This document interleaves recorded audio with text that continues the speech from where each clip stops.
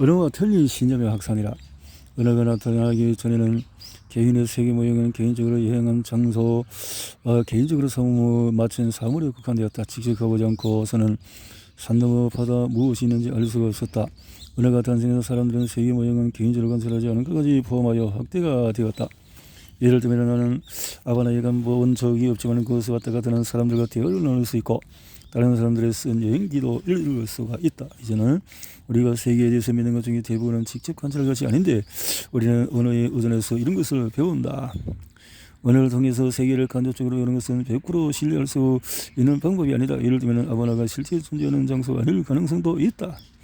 우리가 아는 것 중에서 참과 거짓을 구별할 수 있는 방법, 우리의 세계 모형에 오류가 있는지 확인할 수 있는 방법은 오직 한 가지뿐이다. 그것은 자신의 신념에 반대되는 증거를 적극적으로 찾는 것이다. 21세기 초인 오늘날 수십억 명의 마음속에 틀린 신념들이 넘쳐나고 있다. 아직까지 풀리지 않는 불가사의에 관한 것이라면 충분히 이해할 수가 있다. 예를 들면 500년 전에 사람들의 평평한 지구 모형을 믿었던 것은 충분히 이해할 수 있는데 지구가 구형이라는 사실을 널리 알려져 있지 않았고 또 지구가 평평하지 않다는 증거가 거의 없었기 때문이다. 마찬가지로 오늘날 시간의 본질에 관해서 서로 믿는 여러 가지 그 중에는 이런 것도 충분히 이해할 수 있지만 우리가 아직 시간이 무엇인지 제대로 알지 못하기 때문에 하지만 개인적으로 무엇보다도 당혹스러운 것은 이미 틀린 것으로 입증된 신념을 가진 사람들이 수십억 명이나 있다는 사실이다. 예를 들면 계몽시대가 시작되고 나서 300년이 지났는데도 상당수 사람들이 지구의 기원에 대해서 신화적으로 설명을 믿고 있다. 이러한 천지창조 신화들은 수많은 반대 증거를 통해 이미 틀린 것으로 입증되었는데도 여전히 그것을 믿는 사람이 많다. 그 원인은 틀린 바이러스성 신념에 있다. 틀린 역사처처럼 미행은 뇌에 의존해서 복제하는데 따라서 자신의 이익을 위해서 뇌의 행동을 제어하는 방법을 진화시켰다. 신세들은 자신의 세계 모형을 검증하기 위해 늘 예측을 하기 때문에 그 모형은 본질적으로 끊임없이 자가 수정이 된다. 버려두면은 그냥 점점 더 정확한 세계 모형을 향해 거침없이 나아갈 것이다. 하지만 틀린 바이러스성 신념이 전 세계적인 규모로 이 과정을 위축시키고 있다. 이 책의 말미에서 나는 인류의 미래에 대해서 더 낙관적인 견해를 제시할 것이다. 하지만 더 밝은 전망을 제시하기 전에 인류가 스스로에게 제기하는 매우 현실적인 실존적 위험에 대해서 이야기하고자 한다.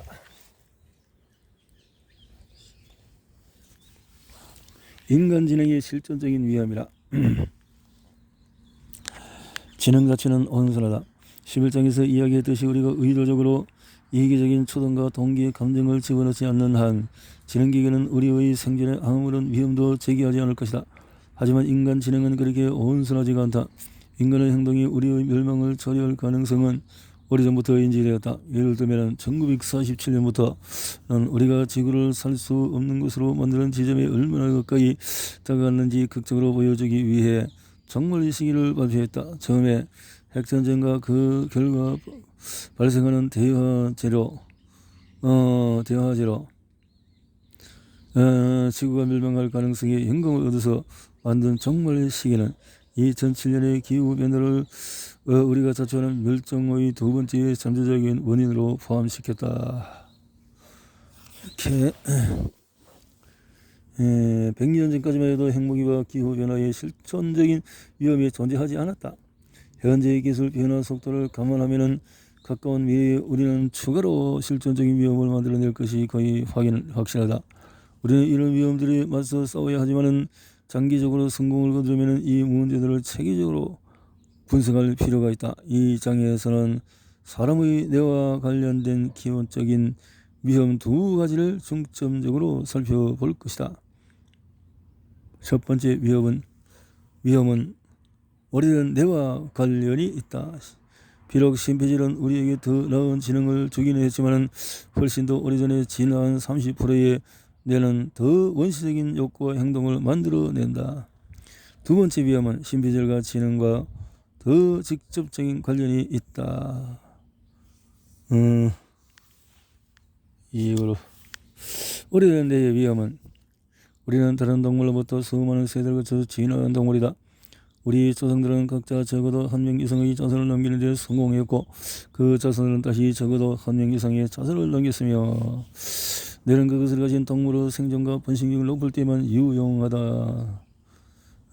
우리가 그것을 바람직하게 여기건 여기지 않건 내장된 행동이 나타난 것은 그들이 성공적인 적응이었기 때문이다.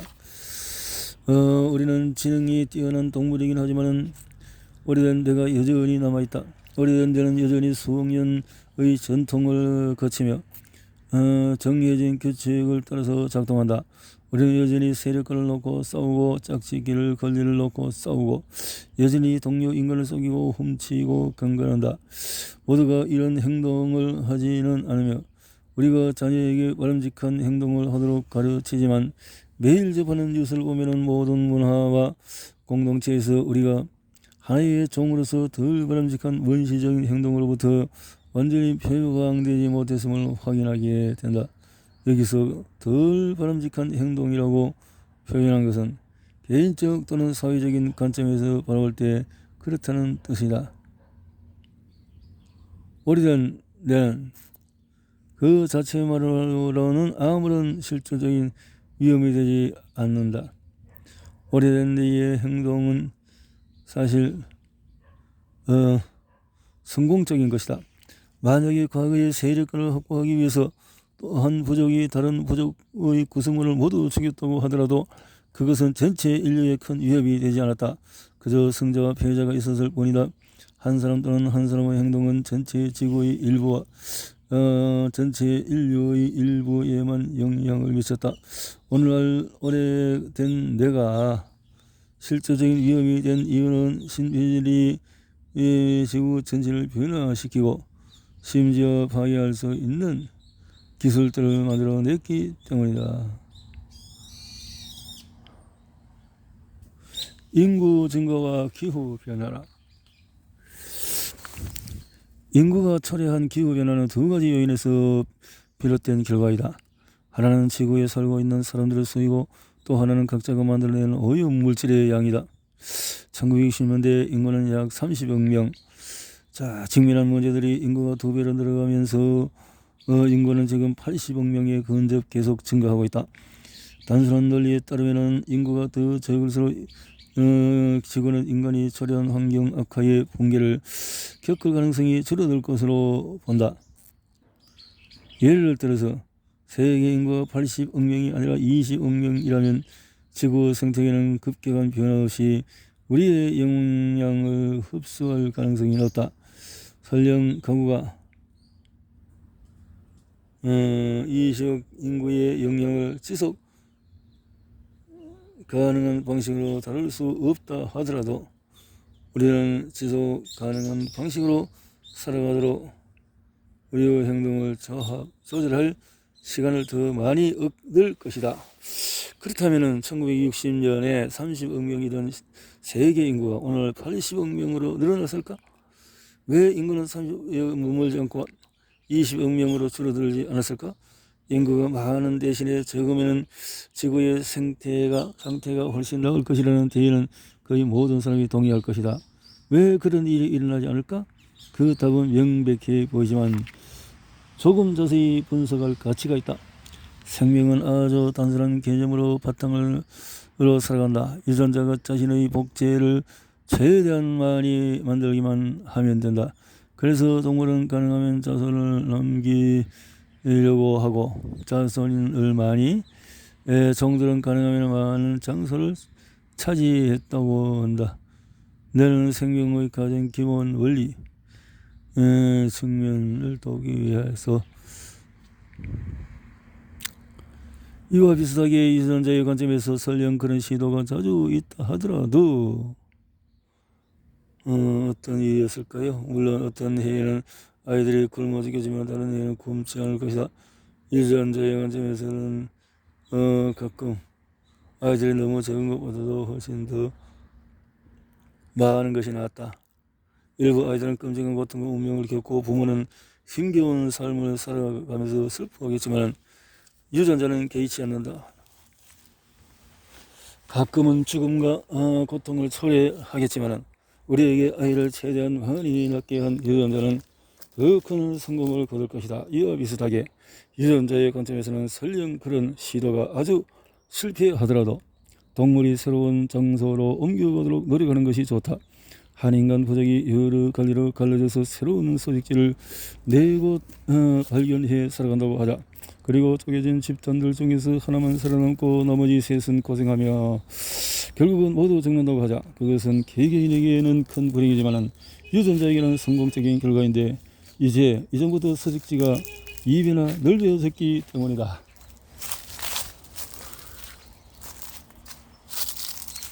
유전자는 이해하지 않는다. 유전자는 자신의 유전자라는 사실을 즐기지 않으며 복제에 실패하더라도 고통스러워하지 않는다. 유전자는 그저 복제 능력이 있는 복잡한 분자일 뿐이다. 반면에 심폐질은 더 큰 그림을 이해한다. 오래된 뇌와 달리 심폐질은 세계 모형을 배우고 통제할 수 없는 인구 증가의 결과를 예측한다. 그래서 우리는 인구 증가를 방치할 경우에 닥칠 불행에 예상한다.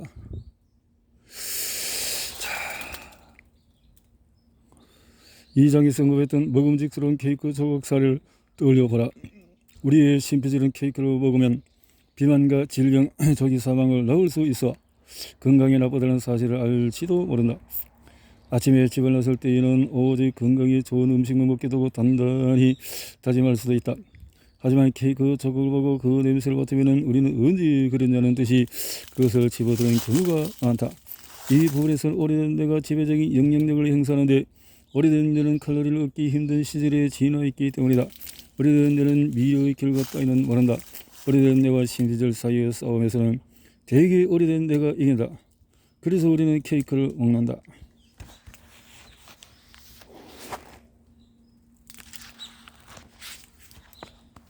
논리적으로 우리가 좋은 식품을 먹는 것이 최선이기는 하지만 기본적인 문제는 여전히 그대로 남아있다. 그래도 우리는 여전히 케이크를 먹는다. 인구 증가에도 이와 비슷한 일이 일어났다고 있다. 우리는 어느 시점에 가서는 인구 증가를 멈춰야 한다는 사실을 안다. 이것은 아주 단순한 논리다. 인구는 영원히 증가할 수가 없고 많은 생태체는 우리가 이미 지속 불가능한 단계에 접어들었다고 믿는다. 그래도 우리는 인구를 관리하기가 힘든데 오래된 뇌가 아이를 낳기를 원하기 때문이다. 그래서 대신에 우리는 지능을 사용해서 새로운 농작물과 다수학 영농법을 개발함으로써 농업 생산을 획기적으로 늘리려고 노력한다. 세계 어느 곳이든 식량을 운반할 수 있는 기술도 개발했다. 우리는 지능을 사용해서 기적을 달성했다. 우리는 세계 인구가 약 3배나 증가하는 시기에 굶주림과 기근을 크게 줄였다. 하지만 이것도 한계가 있다. 인구 증가를 멈추면 미래의 어느 시점에 전 세계에 큰 재앙이 닥칠 것이 이것은 확실한 사실이다. 물론 이 상황은 내가 묘사한 것처럼 이분법적으로 딱 떨어지는 것은 아니다. 어떤 사람들은 논리적인 판단으로 자녀를 덜 낳거나 아예 낳지 않기를 결정할 수도 있고 어떤 사람은 자기 행동의 장기적인 위험을 이해할 만큼 충분한 교육을 받지 못할 수도 있고 많은 사람은 너무 가난해서 생존을 위해서 아이를 많이 갖기로 결정할 수도 있다. 많이 갖기로 인구 증가와 관련된 문제는 복잡하지만 우리가 한 걸음 뒤로 물러나서 큰 그림을 바라본다면 우리가 인구 증가의 위험을 인지한 것은 적어도 50년 전부터인데 그 사이에 인구가 거의 3배로 증가했다는 사실을 알 수가 있다. 이러한 인구 증가의 뿌리에는 오래된 뇌의 구조와 오래된 뇌가 떠받드는 유전자가 있다. 다행히도 심폐질이 이 싸움에서 이길 수 있는 방법이 있다. 어떤? 심폐질이 오래된 뇌를 누를 수 있는 방법은 인구 가행 문제에서 이상한 것은 인구를 처리한다는 개념 자체는 논란이 없지만 현재 시점에서 그것을 달성하는 방법에 관한 이야기는 사회적으로나 정치적으로나 받아들여지지 않는다는 점이다. 어쩌면 사람들은 그런 이야기를 들으면 대체로 호평받는 중국의 한 잔여 정책을 떠올릴지도 모른다. 어쩌면 우리는 인구 감소를 무의식적으로 대량 학살이나 우생학, 집단 학살과 연관짓는지도 모른다. 이유야 무엇이건 의도적으로 인구 감소를 추구하는 방안은 거의 논의조차 되지 않는다. 사실 오늘날의 일본처럼 전체 인구가 감소하는 나라에서는 인구 감소를 경제 위기의 원인으로 거론하기도 한다. 일본의 인구 감소를 나머지 세계의 롤 모델로 이야기하는 경우는 드물다. 다행히도 인구 증가 문제에 대해서 단순하면서도 현명한 해결책이 있다. 그것은 누구에게도 원치 않는 것을 강요하지 않는 해결책이자 인구를 더 지속 가능한 수준으로 줄일 것이 확실한 해결책이며 관련 당사자들의 행복과 복지를 증대할 수 있는 해결책이다. 하지만 그런데도 많은 사람이 반대하는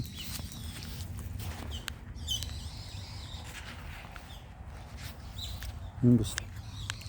내가 이것을 현명한 해결책이라고 부르는 이유는 오래된 뇌와 신비주의 사이의 싸움에서는 거의 항상 오래된 뇌가 이기기 때문이다.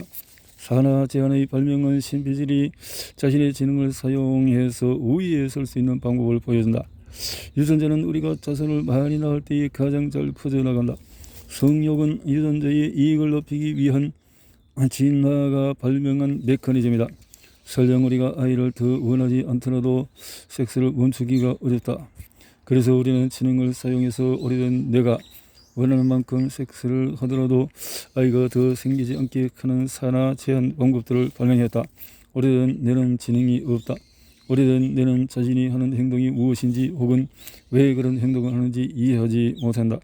우리의 신비주의는 세 모형을 사용해서 아이를 너무 많이 낳는 것이 초래할 불리한 결과를 볼 수 있고 또 가정을 꾸리는 시기를 늦추는 것이 가져다줄 이점도 볼 수 있다. 신비주의는 오래된 뇌와 싸우는 대신에 오래된 뇌가 하고 싶은 대로 하도록 내버려 두되 바람직하지 못한 결과를 방지한다.